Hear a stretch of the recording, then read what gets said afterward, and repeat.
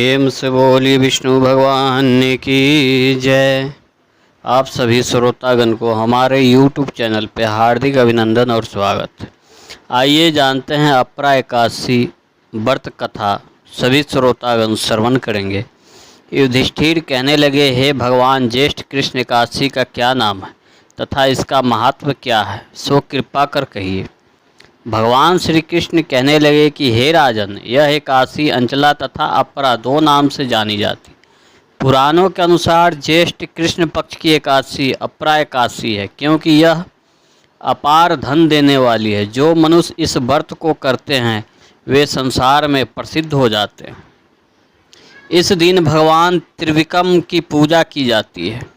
अपरा एकादशी के व्रत के प्रभाव से ब्रह्म हत्या, भूत योनि, दूसरे की निंदा आदि के सब पापों से दूर हो जाते हैं।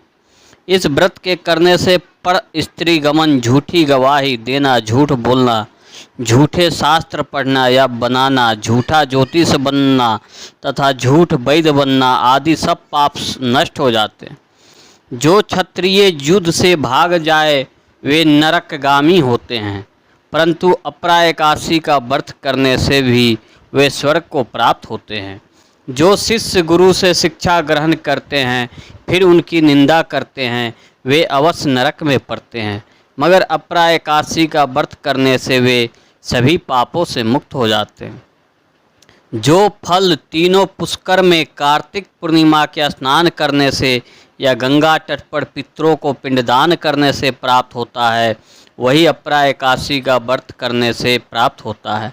मकर के सूर्य में प्रयागराज में के स्नान से, शिवरात्रि का व्रत करने से, सिंह राशि के बृहस्पति में गोमती नदी के स्नान से, कुंभ में केदारनाथ के दर्शन या बद्रीनाथ के दर्शन, सूर्य ग्रहण में कुरुक्षेत्र के स्नान से, स्वर्ण दान करने से अथवा अद्य प्रसूता गौदान से जो फल मिलता है वही फल अपरा एकादशी व्रत के मिलता है। यह व्रत पाप रूपी वृक्षों को काटने के लिए कुल्हाड़ी है, पाप रूपी ईंधन को जलाने के लिए अग्नि, पाप रूपी अंधकार को मिटाने के लिए सूर्य के समान, मृगों के मारने के लिए सिंह के समान है। अतः मनुष्य को पापों से डरते हुए इस व्रत को अवश्य करना चाहिए। अपरा एकादशी का व्रत तथा भगवान का पूजन करने से मनुष्य सब पापों से छूटकर विष्णु लोक को जाता है। इसकी प्रचलित कथा के अनुसार प्राचीन काल में महिध्वज नामक एक धर्मात्मा राजा था। उसका छोटा भाई ब्रजध्वज बड़ा ही क्रूर, अधर्मी तथा अन्यायी था। वह अपने बड़े भाई से द्वेष रखता था। उस पापी ने एक दिन रात्रि में अपने बड़े भाई की हत्या करके उसकी देह को एक जंगली पीपल के नीचे गाड़ दिया। इस अकाल मृत्यु से राजा प्रेतात्मा के रूप में उसी पीपल पर रहने लगा और अनेक उत्पात करने लगा। एक दिन अचानक धौर्म नामक ऋषि उधर से गुजरे। उन्होंने प्रेतों को देखा और तपोबल से उसके अतीत को जान लिया। अपने तपोबल से प्रेत उत्पात का कारण समझा। ऋषि ने प्रसन्न होकर उस प्रेत को पीपल के पेड़ से उतारा तथा परलोक विद्या का उपदेश दिया।